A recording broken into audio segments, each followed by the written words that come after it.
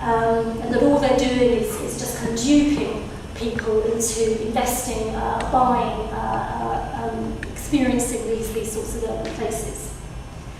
And visually, the strategy that then follows from that is very often to say, well, okay, so these are just kind of terrible images. So they just say, you know, all they do is help capitalism on its way. We're going to produce other images that are much more real, I think. So here's an example from actually a great book on urban redevelopment in the Gulf region more generally. A book on Dubai by Yasser El-Shishtori, which has a lot of photographs in it. And his strategy is to contrast precisely the kind of glitzy, glamorous, coloured, colourful images that I've been showing with these black and white documentary photographs of the people who work, often in very low-paid jobs, servicing, building, servicing, cleaning, the sorts of mega development projects that make the kind of tourist and the marketing brochures. So this is not very clear. In the back, it's faded out on the screen, but in the back of this photograph you can see some of the really tall towers of some of the iconic buildings in Dubai. But clearly his photograph is looking in the foreground at these marginalised, you know, oppressed people who never get pictured in the marketing and the tourism imagery. And we could certainly do something similar in the Doha project. So I mean, this is just an example I've tried to propose. On the left is one of these visualisations which, with this use of light, which is really interesting, it almost kind of dematerialises the space into this light-filled sensation of, you know, just being there. You know, the figures are almost ghost-like, in fact. In fact, in some of the visualisations, they are kind of blurred or transparent, or, you know, compared to on the right is a photograph taken on the building site with a worker standing there. I mean, I should actually say workers do have significantly more rights in Doha than they do in other places in the Gulf. You know, we could also kind of do a comparison. As a visual strategy, that has a long, long tradition, and I think it achieves, you know, has certain effects. But I think what it does do is continue to suggest that the image itself is powerful, and that a message is contained in the image itself, or perhaps in a comparison of some kind between different images or within one image, between the gloss and the real. And the gloss is the kind of artificial spectacle, and the real is a gritty documentary photograph. Now, what I would like to propose is that, as I say, you know, okay, that's the strategy. I'd like to suggest something different, though, which is that we try and think about how, not what these images are in and of themselves, because I think in a digital world, actually, there is no image in and of itself. There is no original image. They are always subject to change, to different readings, to being cut and pasted in ways that the authors never imagined, to having captions deleted, to having endless commentaries on, you know, below the Facebook upload and so on. There is no authentic original image that can give us the truth of what a place is, if there ever was. You know, I would argue that there was, but yeah. So maybe what we should be thinking more about is how we see these images, what we, as, you know, concerned people in, let's say, you know, an urban place that's got a redevelopment project proposed, how do we see these billboards and these advertising brochures and the Facebook page images and so on. And what I want to try and do is what I would like to try and argue is that actually thinking about the work and the travelling that these digital images do is quite an interesting tactic to try and see them differently and to try and get beyond that surface gloss and think about the ways in which they're cobbled together. I don't know how that translates. Cobbled together? It's a kind of, you know, they're grabbed here and there and people like them, they don't, and it's actually a bit of a mess behind. It's a mess, and it's a mess that I've been trying to describe, this network of constant change. And of course, one of the things I didn't mention is just how many images this process has generated and how complicated it's been for the visualisers to keep track of them all. There are, I mean, millions probably. The master planner has a document that's 60 pages thick, which simply lists all of the image names, the file names. Yeah, 60 pages of file names just for their own images. So you imagine, the scale of these things is, it gets messy. So there are people here, there are men, and it is almost entirely men, I've discovered, architects and visualisers, who sit there and kind of make this stuff up. And I think we should think more about that making up process than the images itself. Now, I think if we think about making up, this is about the shift in the digital more broadly and what it's doing to our approach to cultural studies. And I've just read a little while back John Hartley's book on, it's called Digital Futures for Cultural Media Studies. And he's also saying that now so many things are digital, cultural studies really has to shift radically what it does. And in particular, it can't focus on the iconic image or the erratic object anymore, the individual image. We have to think about systems of images, networks of images, databases of images, and about the overall shape and the patterns and the dynamics of these systems, not the photograph or the film. And I think, to move on to what will be my final point, sorry, I've been talking a little while longer than I intended. What I also really like about this is that actually, I don't think that's a very big leap for most of us to make. To think not about these images as images. I mean, we might have to leave our cultural studies training behind, but what we can do is think about what we do every day.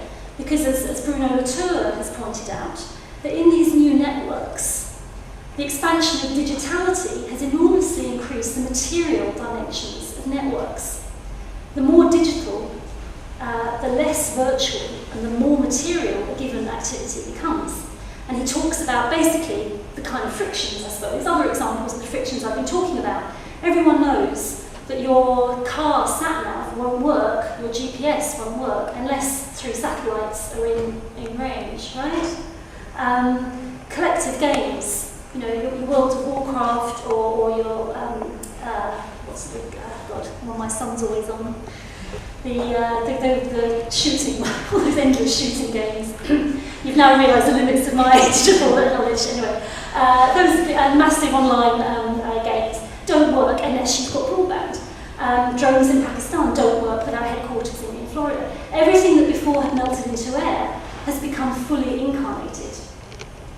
So I guess my final point is perhaps that if we're thinking of a different critical strategy to engage with this digitalness, we don't actually need to go to terribly complex philosophies of the virtual, the digital, the affective, perhaps. What we actually need to do is think about what happens when our sat-nav in our car doesn't work, and about all the work and the arguments and the irritations and the lost files and the crashed servers that have happened when those billboard images of what King's Cross is going to look like in 5 years' time were being created. And that's very everyday kind of knowledge. In the best traditions of cultural studies, drawing on everyday knowledges and everyday understandings to question some of the things that those with power, whether that's aesthetic capital, design capital, or whether it's actual cash, Qatari money, what they wish to create in our future cities. So I'll stop there. Thanks very much.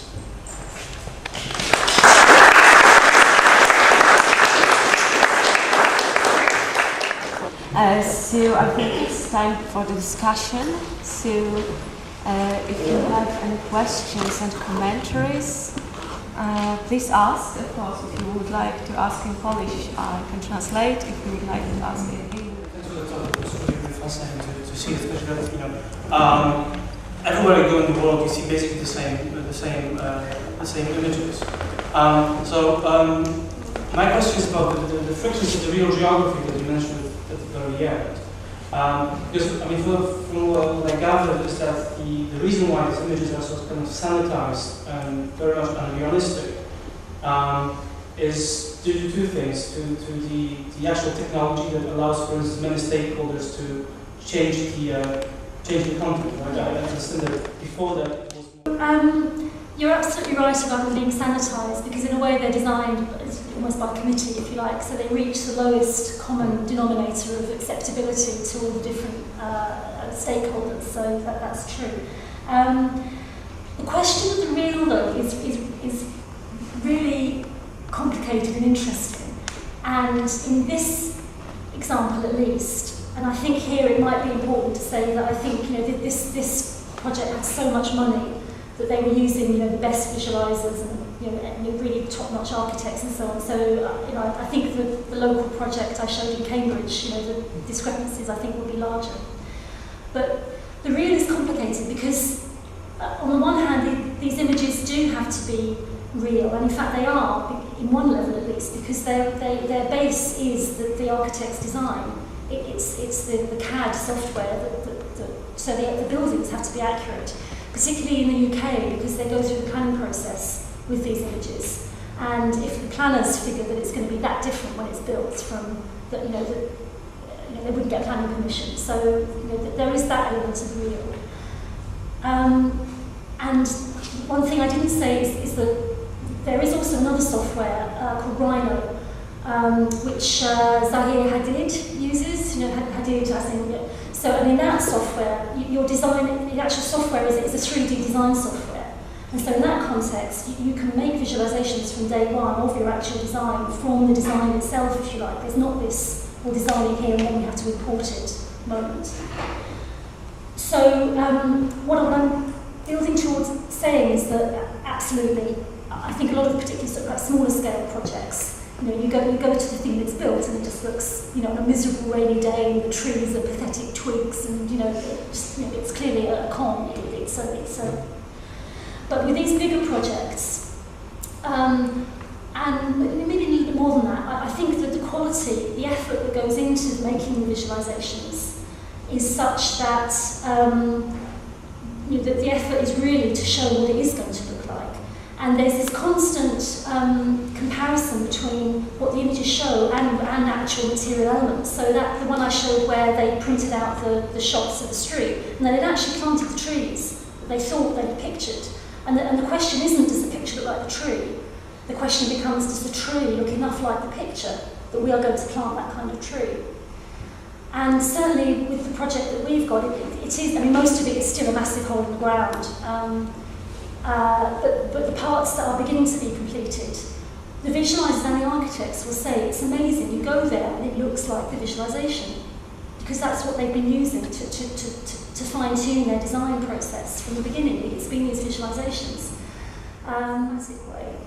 Maybe what we're seeing now is the beginning of a moment where actually we're going to start to be experiencing new urban spaces through the marketing videos that we've seen on Facebook and the hoardings that were up there before we enter the building. They're going to kind of shape what we expect to find, and then maybe what we actually do find. That's the question. As I said, I think it varies between different developments depending on the effort that's gone into these visualisations. But I think the distinction between the real and these videos is a bit messier than Couldn't you ask about the real?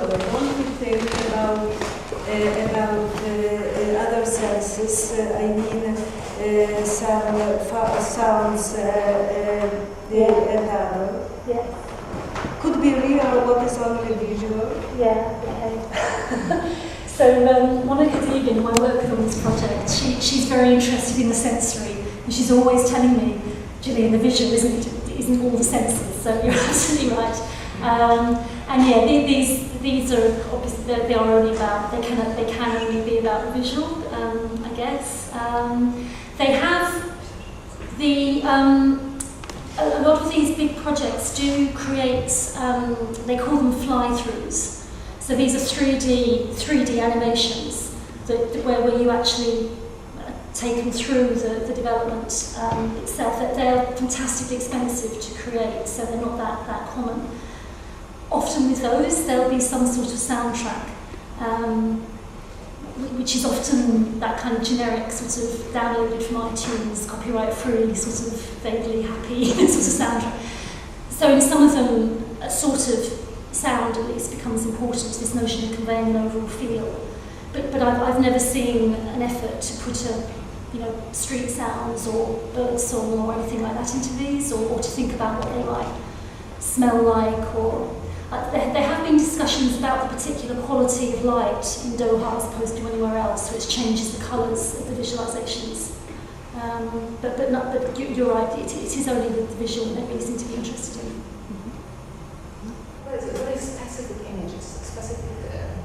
very specific nature, because they are visualization. I think the relation with future seems to be important, with imagination, with future. And Anna Galloway once wrote collective imagination, sort of, in terms of whether we could think about these images as sort of mapping social expectation about the place, about the atmosphere, as you mentioned in the case of Qatar. I'm not sure if I made myself clear, but I'm just wondering about the issue. Yeah, no, I think the idea of sociology of expectations is a fantastic phrase. And it's connected to Bruno Latour and A.M. Federer in a very strong way. Yeah. It was fascinating because what Galloway was writing about was she was writing about the state of things that is just emerging. It's not already here yet, but on the other hand, we can see it on the horizon. At least what I understood from the text. So I was thinking about these images as particular instance of such map. Yeah. No, I'm sure they are. I'm sure they are. And that, and thinking through the implications. This is what I was saying. I think the idea that the actual development is real, and these are just somehow misrepresentations. I think it's more complicated than that because they are trying to set up an expectation of what this place will be like. And also, in this particular context, and this is where the kind of cultural politics becomes, again, interesting. What you will do in these spaces. Okay, so Qatari people are now, 50 years of oil and gas. Many of them are very wealthy. They've all travelled, very well travelled. They all know, how, what you do in, Paris and New York and, but particularly in terms of public space and how you occupy a public space, there just isn't that tradition in Gulf traditions of architecture.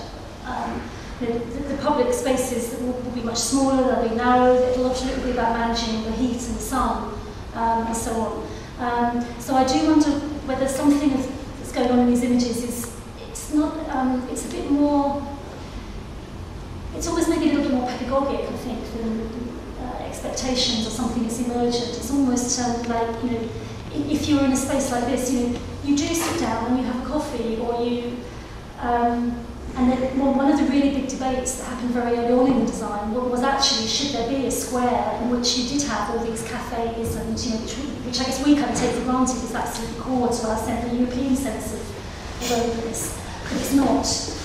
It's in other places.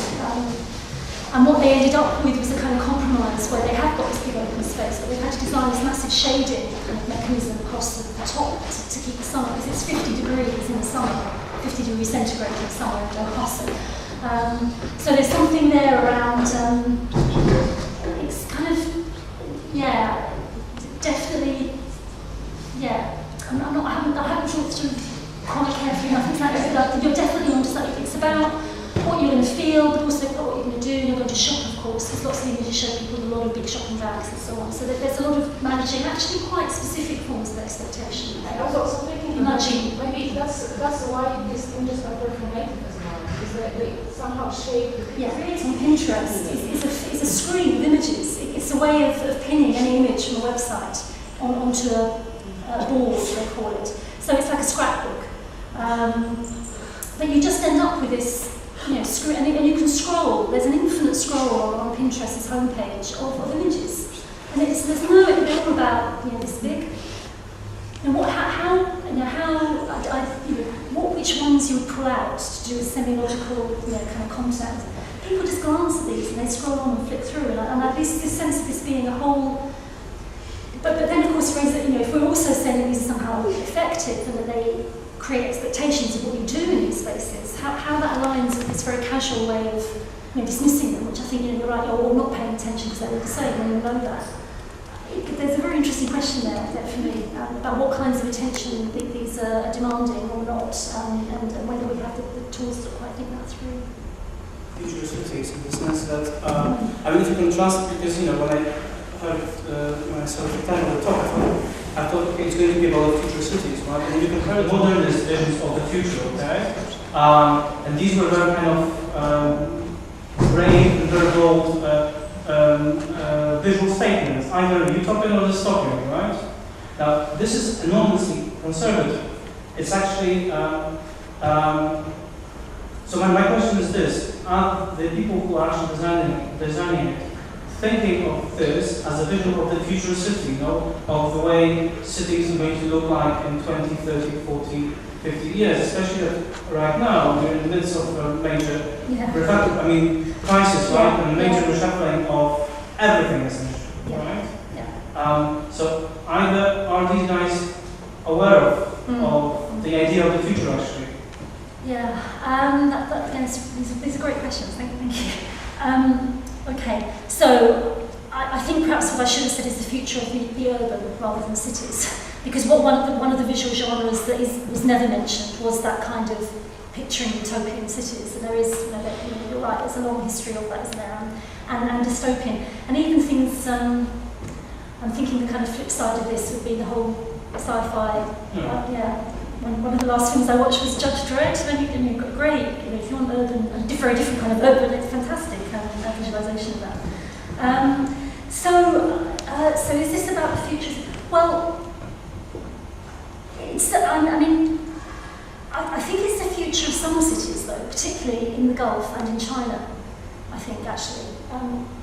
Where these sorts of processes, where the money still does flow. There was a slight slowdown in this project when the recession, and it's now steaming full ahead.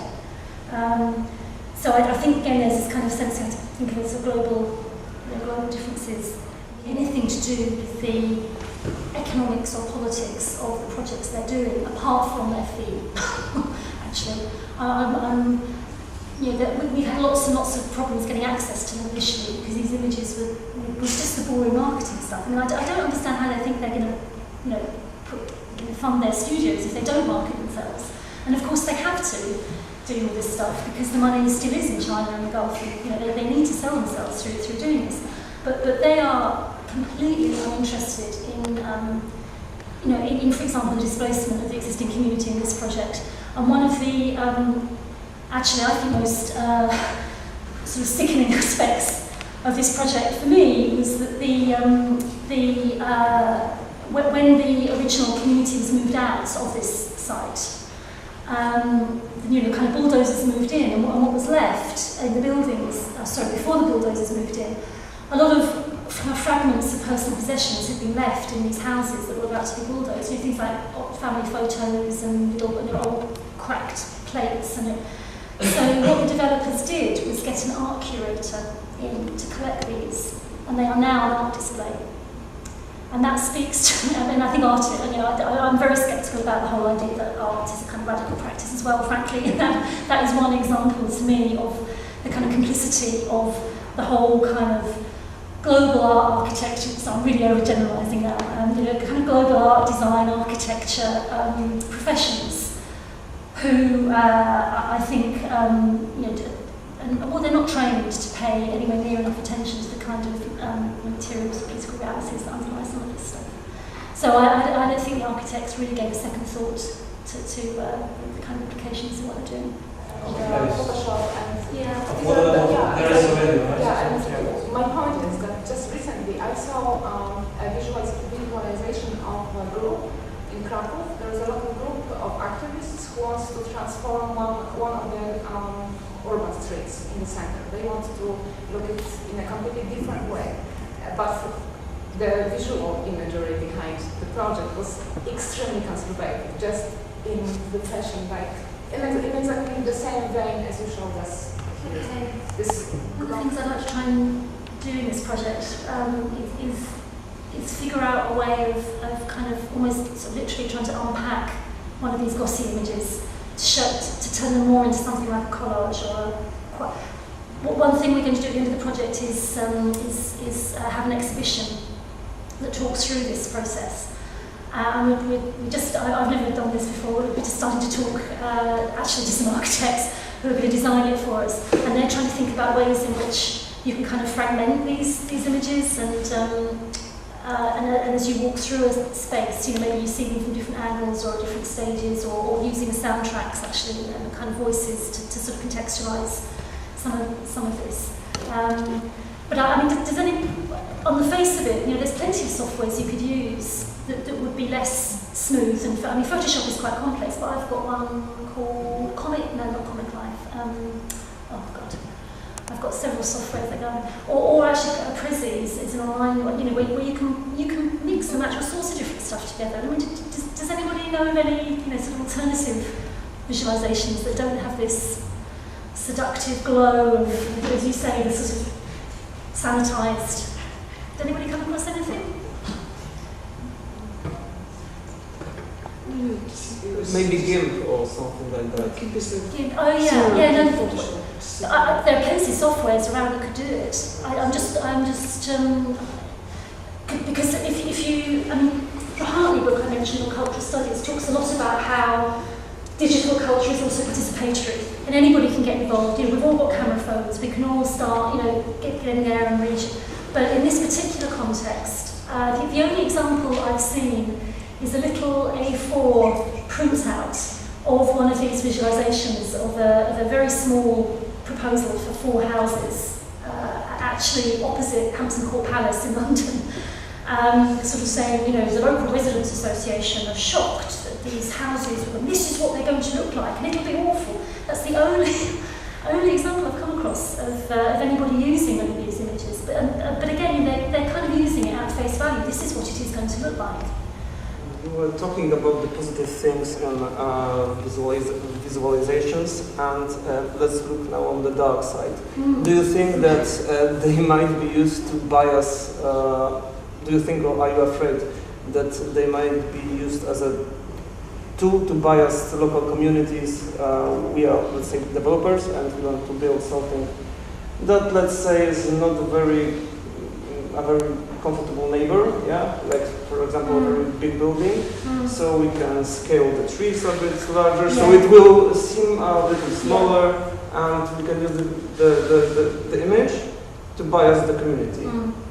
So it is not, let's say, it is a negative, yeah? Side. Yeah, sure. Well, I mean, that is absolutely what they're trying to do. They're trying to make you buy what they're selling. So yeah. But but I mean, I think architects' images always have done that, and developers. You know, I don't think that's particularly to do with these digital visualizations. Yeah, but as a tool of bias, yeah, let's say. Yeah, yeah, I mean, they are biased, you know, to a degree. Although, as I say, they are based on the actual building designs, and they can't, you know, so they can't suggest a skyscraper is going to be half the size it actually is, because, you know. It depends on the country, probably. Yeah, or the point of view and the lighting, and yeah, I mean, they're very skillful at putting the best version of what they're proposing on. You see, this is what, and there are more subtle things. This is about expectations. You know, the idea is that you know, when you go to these spaces, you will shop, because what you see is people, you know, all these functional people, you know, at least half of them are, you know, wearing designer sunglasses, and they've got big handbags, and they've got 3 designer bags under their arms. So there's a whole lot of persuasion about what sort of people, what sort of lifestyle. Building it's really nice for us, and we want well, I to think plan of things as well. Yeah. I mean, I'm sure, obviously, I'd love to find examples of these where they've been graffitied or spray painted, or, you know, kind of. I'm sure they must be around. So my mission is to build a collection of something. But I'm sure they're, you know, they are engaged with it in some ways. So thank you very much, and I hope that we will meet tomorrow also. Thank you. Thank you.